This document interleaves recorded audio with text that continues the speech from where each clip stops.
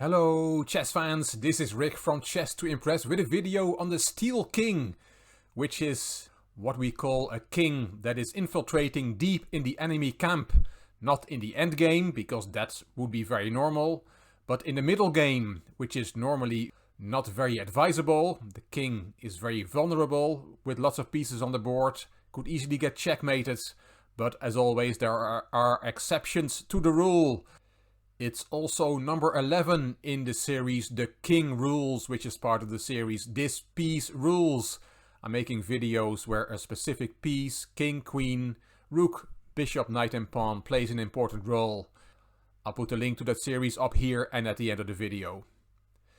The game we're going to look at was played in Amsterdam in the Netherlands in 1923 between Henry Weenink with the white pieces. He was also a chess problem composer, not only a player, a very famous composer, and his opponent was Louis Gans. And white opened with the e-pawn. e5 from Gans and knight c3, we have a Vienna game. Knight f6 is the main move here according to the database, but bishop c5 was played by Gans. Here bishop c4 is the main move, but Weenink played knight f3. d6, d4, take, and knight c6. Bishop e3 has a positional threat. Let's have a look at the threat. Let's play something silly for black. Let's play h6. Not a good move because there is knight takes c6. You have to take back because your queen is attacked.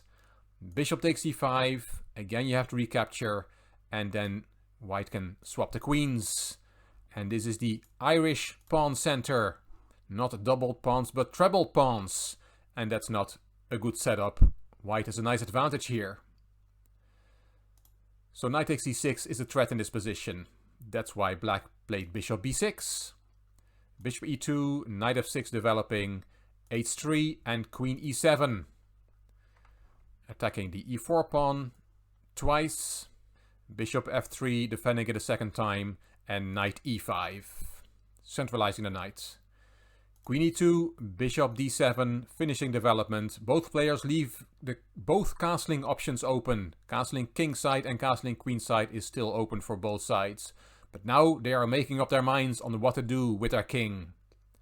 And Weenink decides to go queen side, and Gans decides to go king side. And it's always exciting with kings on opposite sides of the board. It's really about who is quicker, which attack is quicker, white on the king side or black on the queen side. Bishop g5, c6, rook h2 e1, and bishop a5. Queen went to e3, bishop e6, and knight b3, attacking the bishop.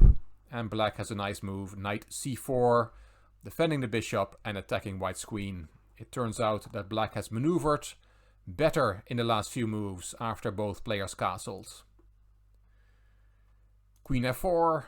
And black is indeed first with his attack. Gans took on c3, good move, b takes, and now d5, going forward in the center. Rook d4, and here black really could have got an advantage with queen a3 check. An in-between move to enable black to take on e4 with the knight. That's not possible with the queen on e7 because then the queen would be hanging. After queen a3 check, you cannot go to b1 because of checkmate. So you have to go to d1 and then knight takes e4. And black is better. But in this position, queen a3 check was not played. Black took on e4 straight away with the pawn. As said, he cannot take with the knight because the knight is pinned. And that's not a good move, because now white gets an advantage with bishop takes f6. This is the key moment in the game. Queen a3 check, one move too late. King d1, and now we see black giving a series of checks. Knight b2 check, king e2, queen a6 check, king e3 and knight c4 check. With all these checks, black is almost forcing the white king up the board to take part in the attack. King takes e4 and g takes f6. It's time to recapture the piece. Black was a piece down, he really had to recapture on f6. Queen takes, and now white has a great position. Black missed his chance. Queen b6 and king f4. The king is already on the 4th rank, but it's not stopping there. Queen c7 check, bad move. Again, forcing the king up the board. King g5. And here black saw what he had done. White is totally winning. Black played bishop d5, allowing white to put the icing on the cake with king h6. And there's really nothing to do against queen g7 checkmate. The king walking all the way from c1 to h6 on a board full of pieces. As William Steinitz, the first official world champion, said, the king is a fighting piece. And that was really proven in this game.